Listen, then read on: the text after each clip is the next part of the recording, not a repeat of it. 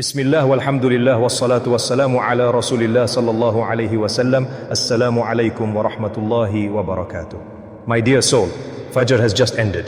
The masjid is still, not silent, but alive in a quiet way. The kind of silence where hearts are awake but lips hesitate. Rows of believers remain seated, hands reach forward, mushafs open softly, page by page. And then one surah begins to echo again and again and again. Every morning, millions of Muslims recite the same chapter, believing they are drawing closer to Allah subhanahu wa ta'ala. They lower their voices, they slow their pace, they recite with hope trembling in their chests, because in their hearts is a belief: if I recite this, Allah will protect me. If I recite this, my rizq will open. If I recite this, poverty will stay away. And they are sincere. They are not mocking the din. They are not rebelling against Allah subhanahu wa ta'ala. They are not trying to innovate for fame. They are simply trying to survive with iman. Some recite because life has crushed them, bills piling up, doors closing, du'as unanswered. At least it feels that way. Some recite because fear has settled deep inside. Fear of sickness, fear of loss, fear of the future. So they hold on to what they were taught. Because this practice didn't begin with them. It came from their parents, from their grandparents, from voices they trusted. An elder once said, "Beta, Surah Yā-Sīn after Fajr, never leave it." An imam once advised, "Make it a habit. Barakah will come." A community repeated it so often that it stopped sounding like advice and started feeling like obligation. And so it became routine, not questioned, not examined, just inherited. They don't do it out of rebellion. They do it out of love. Love for the Qur'an, love for Allah subhanahu wa ta'ala, love for safety in an unsafe world. And that is what makes this so heavy, because sincerity does not automatically equal correctness. The masjid lights are still dim. The sky outside is still dark blue. And inside this calm moment, a dangerous assumption rests quietly. If everyone does it, it must be right.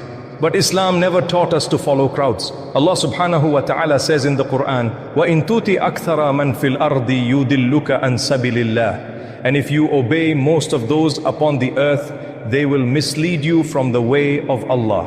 Surah Al-An'am, Ayah 116. This ayah is not loud, it does not scream, but it shakes the soul of anyone who pauses long enough. Because Islam was never built on most people do this. It was built on revelation. Still, no one wants to ask, because asking feels dangerous. What if I've been wrong all this time? What if my parents were wrong?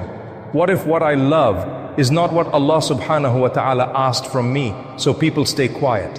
They keep reciting, they keep hoping. But deep inside, a small unease whispers, and then one simple question enters the heart. Not shouted, not aggressive, just a question. But one simple question shakes everything. On the screen, soft echo, gentle pause. Is this from the Qur'an and Sunnah, or is it from habit?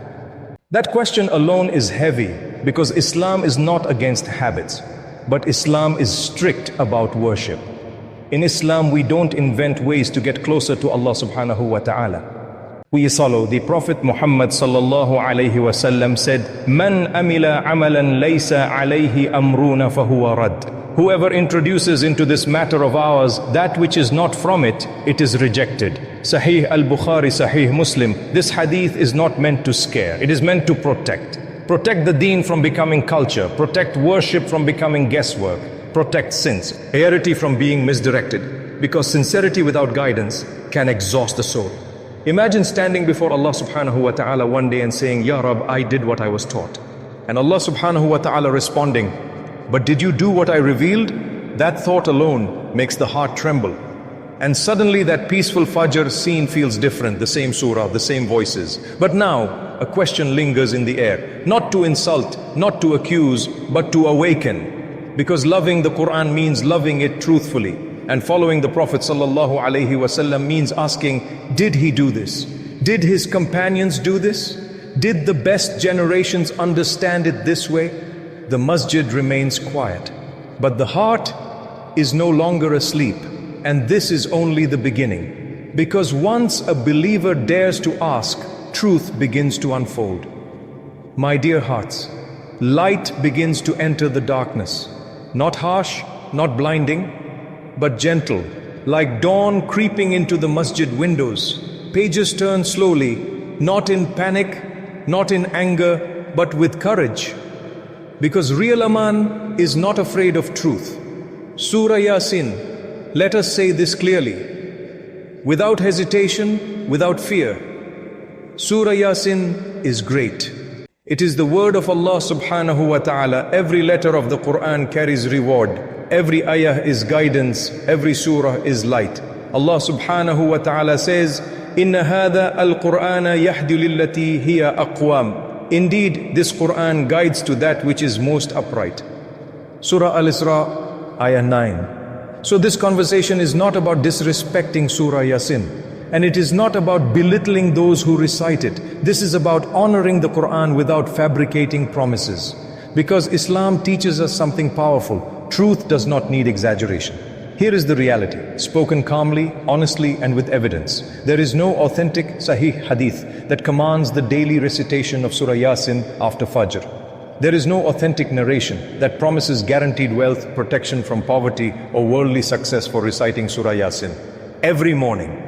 This may feel uncomfortable, but discomfort is not the enemy of Iman. Blind following is.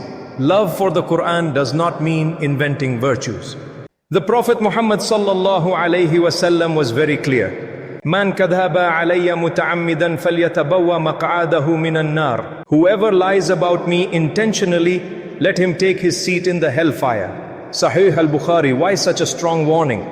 Because attaching promises to Allah subhanahu wa ta'ala that He never revealed is a dangerous thing.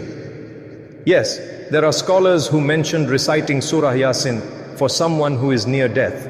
Why? Not because of a guaranteed miracle, not because of a fixed ritual, but because Surah Yā-Sīn contains powerful reminders. Jannah, accountability, Allah's mercy, the reality of the Akhirah. It softens the heart of the dying person. It redirects their focus back to Allah subhanahu wa ta'ala. Even then, it was never established as a daily obligation, never tied to wealth, never fixed to Fajr.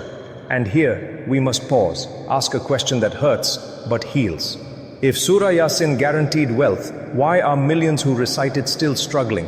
Why are there believers who recite it every single morning, yet live below the poverty line? Why are there righteous souls who recite it with tears, yet still face hardship after hardship? This is not to mock them. This is to protect them from false expectations. Because when promises fail, people don't blame the practice, they blame Allah, and that is dangerous. Islam never promised a hardship-free life. Allah subhanahu wa ta'ala says, وَلَنَبْلُوَنَّكُمْ بِشَيْءٍ مِّنَ الْخَوْفِ وَالْجُوعِ وَنَقْصٍ مِّنَ الْأَمْوَالِ وَالْأَنفُسِ وَالثَّمَرَاتِ. And we will surely test you with something of fear and hunger and loss of wealth, lives and fruits. Surah Al-Baqarah, Ayah 155. So where did this confusion come from? From good intentions, mixed with weak narrations, passed down without verification. This is why Islam gave us a methodology. Not chaos, not guesswork. A clear foundation, the Qur'an, the authentic Sunnah, the understanding of the best generations, the Sahaba, Tabi'een, and those who followed them. The Prophet Muhammad sallallahu alaihi wasallam said, خَيْرُ النَّاسِ قَرْنِي ثُمَّ الَّذِينَ يَلُونَهُمْ ثُمَّ الَّذِينَ يَلُونَهُمْ. The best of people are my generation, then those who come after them, then those who come after them. Sahih al-Bukhari. Why does this matter? Because they loved the Qur'an more than we ever could. They faced poverty more severe than ours. They faced fear, hunger, persecution. Yet, they did not invent daily rituals that the Prophet ﷺ never taught. Islam is not built on emotion alone. It is built on revelation. This truth should not make us defensive. It should make us relieved. Because now, worship becomes simple, clear, authentic, safe. No guilt, no superstition, no fear of missing out, just following. And when you follow revelation, you never go wrong. Light now fills the screen. The confusion begins to lift. But one question remains. If not this practice, then what should we hold on to? What did the Prophet ﷺ actually emphasize after Fajr in the morning for protection, reward, and barakah? My beloved brothers and sisters, The masjid is calm now, balanced light. No rush, no noise. The heart feels settled because confusion ends when humility begins. There is one claim that echoes loudly today. It sounds simple, it sounds attractive. Just follow the Qur'an. We don't need Sunnah. It feels pure. But Islam teaches us something important. Not everything that sounds simple is safe. Let us address this gently, without mockery, without anger. The Qur'an itself commands us to follow the Messenger sallallahu alayhi wasallam. Allah subhanahu wa ta'ala says, وَمَا أَتَاكُمُ الرَّسُولُ فَخُذُهُ وَمَا نَهَكْ أَنْهُ فَانْتَهُ. And whatever the Messenger gives you, take it. And whatever he forbids you from, refrain from it. Surah Al-Hashr, Ayah 7. This ayah alone settles it. If the Qur'an was meant to be followed without the Sunnah, why would Allah subhanahu wa ta'ala command obedience to the Prophet Muhammad? Again, Allah says, Man yuti'ir rasula faqad ata'a Allah. Whoever obeys the messenger has obeyed Allah. The Sunnah is not competition to the Qur'an. It is its explanation. How do we pray? How many rak'at? What breaks wudu? How do we give zakah? How do we perform hajj? None of this is detailed in the Qur'an alone. The Prophet Muhammad sallallahu alayhi wasallam was sent not only with revelation but with clarification. Allah subhanahu wa ta'ala says, وَأَنزَلْنَا إِلَيْكَ الذِّكْرَ لِتُبَيِّنَ لِلنَّاسِ مَا نُزِّلَ إِلَيْهِمْ. And we reveal to you the reminder so that you may explain to the people what was sent down to them. Surah An-Nahl, Ayah 44. So ask yourself, if the Sunnah was unnecessary, why would Allah preserve it? Hadith preservation is itself a miracle. Chains of narration, biographies of narrators, science of Sahih and Da'if, entire lifetimes spent verifying one sentence. No other nation preserved history like this. And here comes the strongest argument, one that silences arrogance. For over 1400 years, thousands of scholars across continents, across cultures, across centuries, not one generation of recognized scholars said, reject the Sunnah. Not Abu Bakr radiyallahu anhu, not Umar radiyallahu anhu, not Ali radiyallahu anhu, not Malik, not Ash-Shafi'i, not Ahmad, not Abu Hanifa. All of them followed Qur'an, Sunnah, understanding of the righteous predecessors. So ask, honestly, humbly, could it be that all of them were wrong and we are right? The heart knows the answer. This is why Islam teaches safety, not innovation, not trends, not emotional shortcuts. The Prophet Muhammad sallallahu alaihi wasallam said, فَإِنَّهُ مَنْ يَعِشْ مِنْكُمْ فَسَيَرَ اخْتِلَافًا كَثِيرًا فَعَلَيْكُمْ بِسُنَّتِي وَسُنَّةِ الْخُلَافَاءِ الرَّاشِدِينَ. Whoever among you lives long will see much differences. So hold firmly to my sunnah and the sunnah of the rightly guided caliphs. Sunan Abi Dawud, Hasan Sahih. Here is the formula of safety. Don't follow what is loud. Follow what is authentic. Don't follow habits blindly.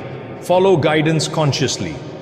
Read the Qur'an abundantly, any surah, any time, day or night. Cry with it.